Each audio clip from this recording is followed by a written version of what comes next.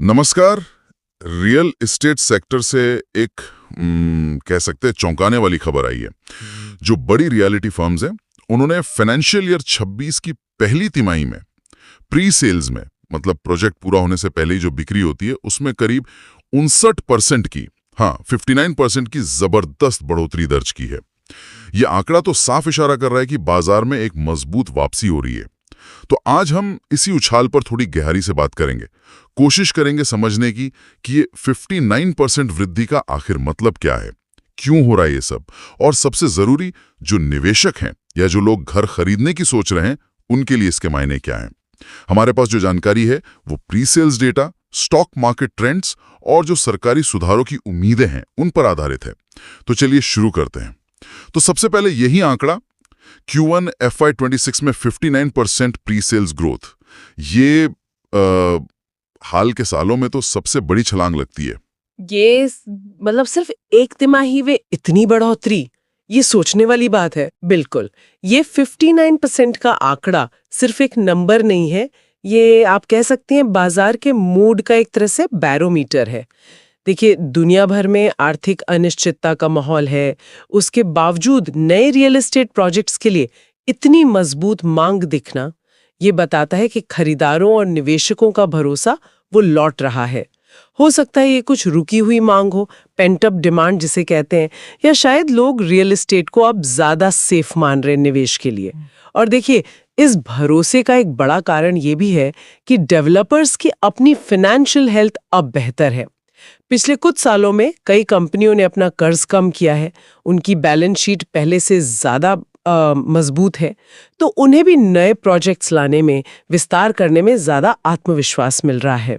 आपने विस्तार की बात की तो ये भी सुनने में आया है कि करीब 1.8 लाख करोड़ के नए प्रोजेक्ट्स पाइपलाइन में हैं। ये तो मतलब भविष्य के लिए काफी बड़ा प्लान लगता है। हाँ, ये आंकड़ा बहुत महत्वपूर्ण है। ये दिखाता है कि डेवलपर्स सिर्फ अभी की मांग पूरी नहीं कर रहे, बल्कि वो आगे के लिए भी, मतलब भविष्य के विकास को लेकर भी काफी आशावादी हैं। ये पाइपलाइन आगे सप्लाई बढ़ाने में मदद करेगी, जो सेक्टर की ग्रोथ के लिए जरूरी है। हाँ, पर यहाँ सवाल ये भी उठता है कि ये सप्लाई ज्यादातर किस सेगमेंट में आ रही है। क्या ये लग्जरी है, मिड सेगमेंट है, या अफोर्डेबल घर है, और किन शहरों पर फोकस ज्यादा है, ये देखना होगा। अच्छा, और इस मजबूती का असर तो शेयर बाजार पर भी साफ दिख रहा है ना। हमने देखा कि रियल एस्टेट स्टॉक्स में तो लगातार तेजी बनी हुई है। सही कहा। निफ्टी रियलिटी इंडेक्स में 1% से ज्यादा की बढ़त, और DLF, Anantraj, Godrej properties, Prestige estates जैसे जो बड़े नाम हैं, उनके शेयरों में लगातार चौथे दिन तेजी रही। तो ये दिखाता है कि निवेशक भी इस सेक्टर के भविष्य को लेकर काफी पॉजिटिव हैं, और वो सिर्फ प्री सेल्स के आंकड़ों पर ही रिएक्ट नहीं कर रहे, बल्कि कुछ और उम्मीदें भी हैं। और वो उम्मीदें क्या हैं?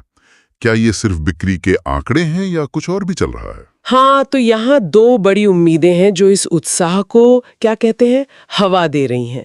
पहली तो है RBI से उम्मीद कि वो शायद रेपो रेट कम करे। अगर रेपो रेट कम होता है तो होम लोन सस्ते हो सकते हैं, EMI कम हो सकती है, तो घर खरीदना और आसान या आकर्षक बन सकता है। और दूसरी बड़ी उम्मीद है GST 2.0 सुधारों से।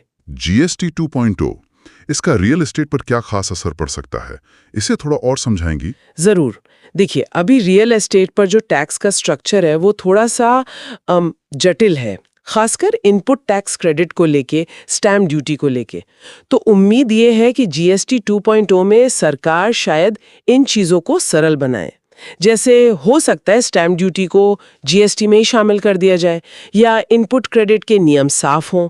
अगर ऐसा कुछ होता है तो इससे न सिर्फ डेवलपर्स की लागत कम हो सकती है, बल्कि पूरी प्रक्रिया ज्यादा पारदर्शी बनेगी, आसान बनेगी, और इससे खरीदारों का भरोसा और बढ़ेगा। लेकिन एक सवाल मेरे मन में आ रहा है। एक तरफ तो हम ये जबरदस्त प्री सेल्स देख रहे हैं, पर दूसरी तरफ प्रॉपर्टी की कीमतें भी बढ़ रही हैं और होम लोन की दरें अभी भी ऊंची हैं।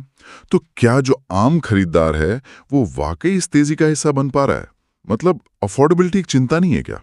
ये बिल्कुल सही सवाल है आपका, और आंकड़ों में इसकी झलक भी दिखती है। कुछ रिपोर्ट्स हैं जो बताती हैं कि बढ़ती कीमतों और ऊंची ब्याज दरों की वजह से अफोर्डेबिलिटी की चिंताएं बिल्कुल हैं। और शायद इसी वजह से कुछ जगह ये भी खबर है कि बिल्डर के आत्मविश्वास में थोड़ी सी मामूली सी गिरावट आई है।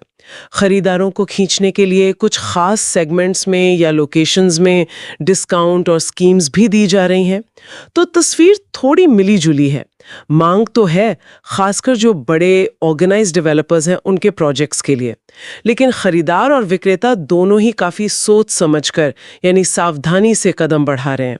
ये कोई एक तरफा तेजी वाली बात नहीं है, इसमें कई परतें हैं। तो कुल मिलाकर देखें तो ये जो प्री सेल्स के शानदार आंकड़े हैं और शेयर बाजार का जो उत्साह है, ये रियल एस्टेट सेक्टर के लिए अच्छे संकेत तो हैं। लेकिन साथ ही ये अफोर्डेबिलिटी और ब्याज दरों वाली चुनौतियां भी अपनी जगह हैं। मतलब ये एक ऐसा बाजार है जहां मौके भी हैं और जोखिम भी। तो जानकारी रखना और सतर्क रहना बहुत जरूरी है। बिल्कुल।